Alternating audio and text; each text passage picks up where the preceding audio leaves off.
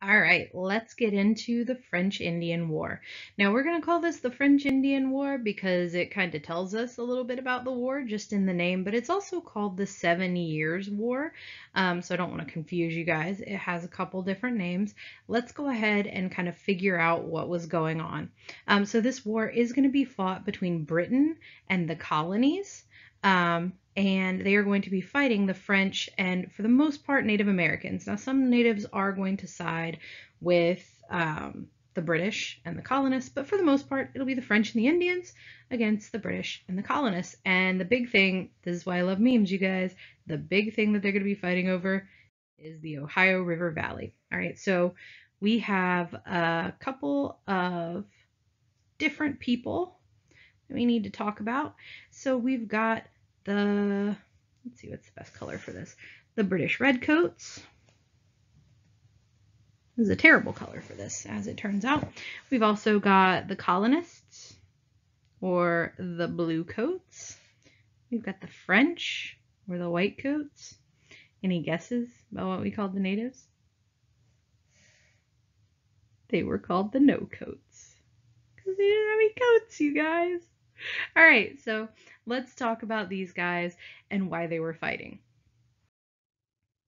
All right, so the French Indian War is going to be largely over this disputed area right here, a little bit right here, but mostly here in the Ohio River Valley. The reason for this, you guys, is because it is a super fertile area. Very lush, very easy to grow stuff. I don't know if you guys know this, but most of the original civilizations were all founded in river valleys. And the reason for that is because of the fact that you have easy access to water. Rivers are going to make the land really, really fertile. So it's great for constructing a civilization. Native American relations during this time are going to be especially strained. Specifically, the fur and the beaver trade are going to be a real cause of tension between natives and the British and the French. All right, so we've got French claims on this side over here, and we've got British claims over here, and we've got British claims up here. And so you can see that the French claims kind of go right through the British claims. So they really do want to kind of unite all of that area, and they would really like to do it through the Ohio River Valley. Now, something that's going on around this same time is native conflict, because remember, a lot of this is going to have to do with native tension. And so there is going to be a lot of tension between tribes as well as with colonists. So we're not going through every single thing that was happening during this time, but some big ones. So there are two different kind of wars that natives were fighting with other native groups during this time, and they're very interconnected. So you've got mourning wars, which were fought to replenish the dead, and beaver wars that grew from the need for beaver pelts to obtain more guns. So mourning wars were something that were kind of traditional. For Native Americans, if you fight a war, or if there are diseases, if there's maybe like a drought and a bunch of people die, you go and you fight a mourning war so that you can adopt people into your tribe to kind of replenish or replace your dead. All right. So it seems weird to us, but it was something that was a cultural norm for them. And so what would happen is they would fight these mourning wars because you had people dying because of disease or things like that. And then these native groups were being supplied with things like guns and better weapons from the Europeans. And so these mourning wars started to become more deadly. And so what would happen is you would end up with a cycle where you would have first your mourning war and a bunch of people would die. And so then you would go to war again. You would go and you would try to steal beaver pelts, or kidnap people maybe who could help you obtain more beaver pelts, stuff like that. So you would fight a beaver war, right? and you'd get these beaver pelts so that you could buy guns for the next time you had a morning war. But by the end of the Beaver War, so many people had died that you needed to have a morning war again. You guys see how that's going to be kind of circular logic? You also are going to have some wars going on with colonists. So we're specifically going to look at 2 wars that were happening in the South that were kind of close to Georgia. This is going to happen in the Carolinas, but there were native conflicts happening pretty much throughout all of the colonies. The ones I want to talk about, though, are the Tuscarora and the Yamasee Wars. We're going to talk about these because the Yamasee War is actually going to have a pretty huge impact on the formation of Georgia as a colony. So these aren't happening right before the French Indian War. They're happening in the period, a few decades before. They're happening in the early to mid 1700s in the lead up to the French Indian War. So the Tuscarora War is going to start because of land encroachment, because you had colonists going onto native land, and then they started selling these Tuscarora Native Americans into slavery. Now, selling them into slavery in the colonies didn't really work very well. That's one of the reasons that we tend to see African chattel slavery rather than Native American slavery. They knew the land better than the colonists did, and they had somewhere to go, even if it was to a different tribe.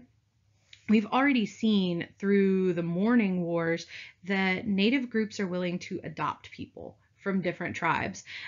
So selling them into slavery here didn't really work, but what we ended up doing is just kind of selling them into slavery in the Caribbean. Now the Yamasee, a native group, are going to aid the colonists, and the Tuscarora are eventually going to join the Iroquois. So that's how that ends, with the Tuscarora joining the Iroquois up north. The Yamasee, though, are going to sell the Tuscarora into slavery. Because remember, we need to make sure that we're not assuming that all Native Americans are just the same group. They had enmities, they had like grudges that they held against each other, and the Yamasee and the Tuscarora didn't really like each other. Now, the Yamasee War is going to bring the colonists to near defeat. The way that it starts, though, is after the Tuscarora War, the colonists are like, oh, the Tuscarora are gone. Let's go ahead and just sell the Yamasee into slavery.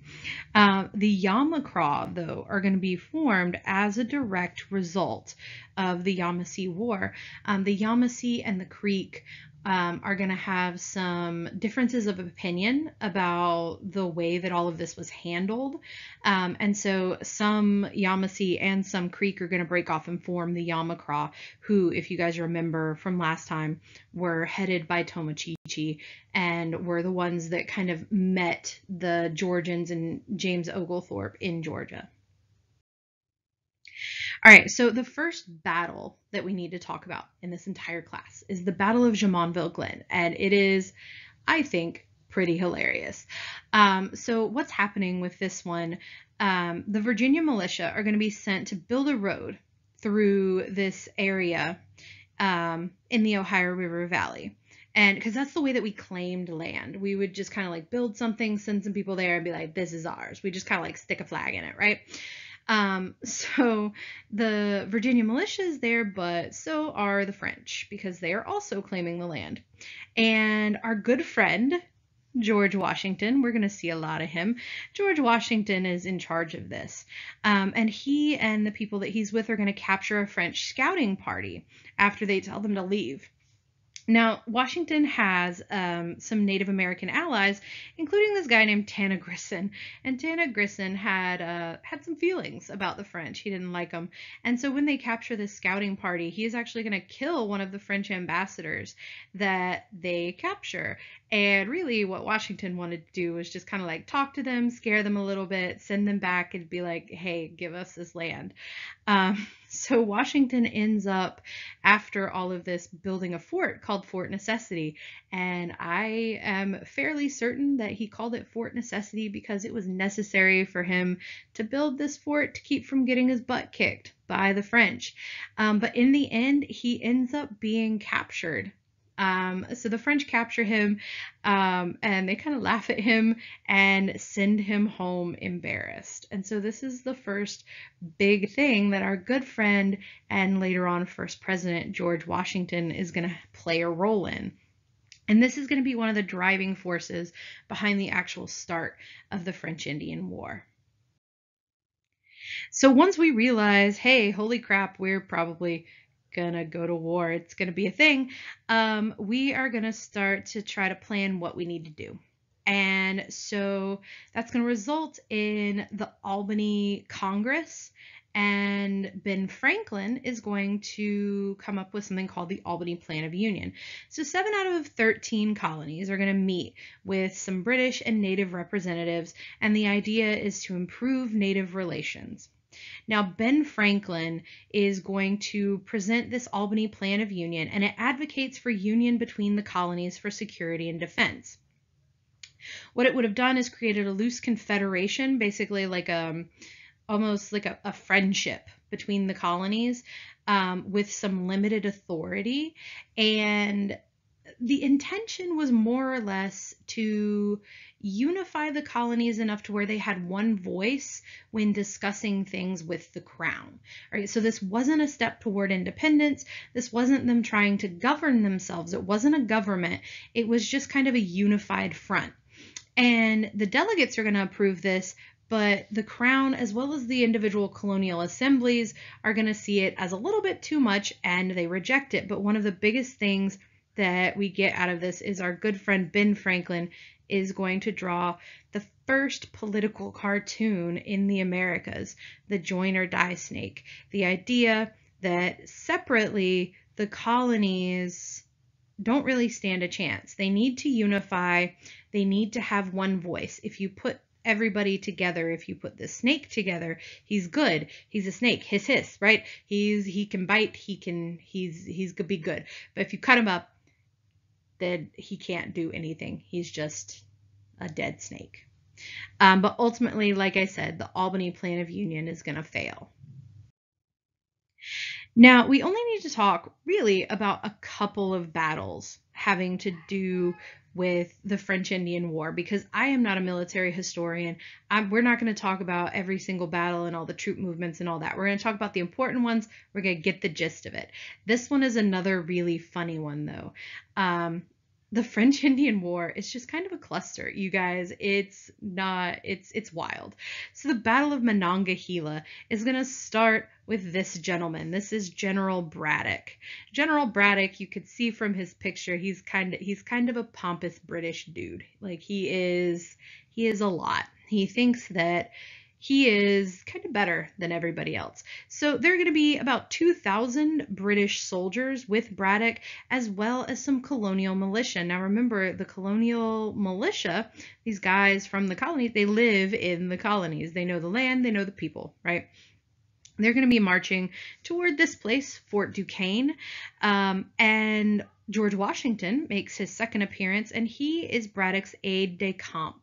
He's going to warn, he's basically his assistant, but he's going to warn about native tactics, because the natives don't fight the same way that the British do. The British kind of line up and they shoot at each other like civilized gentlemen.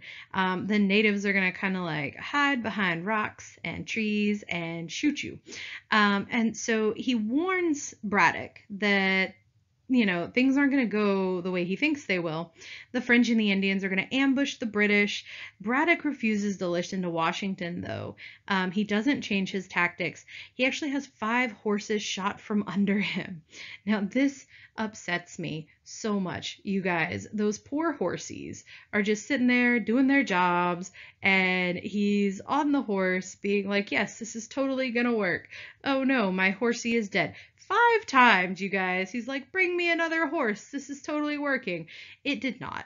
He's actually going to die later on from his wounds, because he doesn't listen to Washington. He thinks that British strategy is better, and he refuses to change. So let's talk to our good friend, George Washington, he says about this battle, "We marched on to that place without any considerable loss, having only now and then a straggler picked up by the Indian scouts of the French. When we came there, we were attacked by a body of French and Indians, whose number I am certain did not exceed 300 men. Ours consisted of about 1,300 well-armed troops, chiefly of the English soldiers, who were struck with such a panic that they behaved with more cowardice than is possible to conceive." So we can kind of see how Washington feels about these guys. Now, he goes on to tell about some of the stuff that happened to him. He actually had 4 bullet holes through his coat, a couple of horses shot under him, and he manages to get out alive. So things are going to look pretty bleak, you guys, until William Pitt becomes prime minister. William Pitt becomes prime minister, and he wants to win the war at any cost. And so his strategy is basically to overwhelm the French. He's like, you know what we're going to do? We're just going to throw everything we have at them. We're going to put all of our money, all of our weapons, all of our people into winning this war. And it works. It wins the war, but it results in immense debt. Now, who is going to pay that debt? Later on, we're going to try to get the colonies to do it. But remember what George Washington was saying? Remember that contempt? Remember he's talking about how they were cowards and how Braddock wouldn't listen to him? That's going to be kind of the general colonial feeling about what happened with the British. They're going to be like, you guys didn't protect us. You didn't help us. We didn't authorize the spending of this money, and now you want us to pay all this back? No, no, thank you. Now, the Battle of Quebec is going to be the last major battle of the war. The French don't actually surrender until about a year later, but war at this point moves kind of slow because travel and communication is kind of slow. But the Battle of Quebec really ends everything, and as a result, we're going to end up with the Treaty of Paris of 1763. Now, normally, I don't really require you guys to remember years. I think that that's just kind of as long as you know the order that things happen and you know the kind of general time frame, testing you on a year and asking, did this happen in 1763 or 1764? I don't think that's cool, right? I think that's just kind of a trick. But you do need to remember the Treaty of Paris of 1763 because there's going to be another one. The Treaty of Paris is actually going to end the American Revolution too. It's a different one. All right, so remember this year. This is going to end the war, and it cedes land previously owned by the French. Basically, it gives over a bunch of land from the French to the British. This is also my favorite painting ever, you guys. Like this guy. He's so extra, like, oh, I have been shot. Oh no. It's wonderful. I love it. So now that we have won the war, a couple of things are going to happen because we've already talked about how the colonists are going to be asked to pay this debt, but some other stuff is really going to make them mad too. Because remember, all of this land, this was the land where the Ohio River Valley and all that, this was all that French land that the colonists and the British wanted, right? So all of this land is going to be ceded. It's going to be given to the British.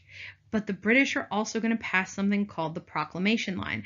It said that American colonists wouldn't be allowed to set up or keep settlements west of an imaginary line running down the crest of the Appalachian Mountains. Why? Remember, the French are also going to be fighting with the Native Americans. And so the British have to kind of figure out how we're going to manage those Native relations. And so they end up putting out this proclamation line because they don't want war with the natives. Well, the colonists are going to be pretty mad because the Appalachian Mountains are, here, let's change colors to we'll change it to this guy. The Appalachian Mountains are round about here, so round about where the colonies ended in the first place. So the colonists are going to feel like, so basically you guys brought us into this war because you were fighting with the French, and we wanted this land over here, and we lived over here, and you got the land, and we have to pay for the war, but we can't go to the land that we wanted. No, they're very angry about this, you guys. And you know who else is angry? The natives. The natives weren't really consulted when the French gave up. They weren't like invited to the peace talks. And so, as far as they're concerned, while the Treaty of Paris is being negotiated, the war is still going on. And so, what we're going to end up getting as a result is Pontiac's War, the largest Indian war in American history. So, this happens after the French Indian Wars ceasefire, but the natives keep fighting with the colonists and with the British because, like I said, as far as they're concerned, they're not included in the treaty negotiation. They considered the war unfinished. They were really worried about some of the things that were going to impact them, having to do with the British and French peace. With the French being kind of kicked out of their area, they were worried about changes in diplomacy, the way that the French and the British dealt with them. There were also some threats to their autonomy, their ability to live on their own, because something that natives at this point in time really relied on is having both the French and the British to kind of play off of so that they could get a fair shake. So Pontiac is going to try to unite Indians in Michigan. They come together and they attack Fort Detroit, and it's a huge thing, but it does end up ending once the Treaty of Paris is signed. So next time we're going to be talking about kind of the aftermath of the French Indian War, and we'll look at what happens during the American Revolution.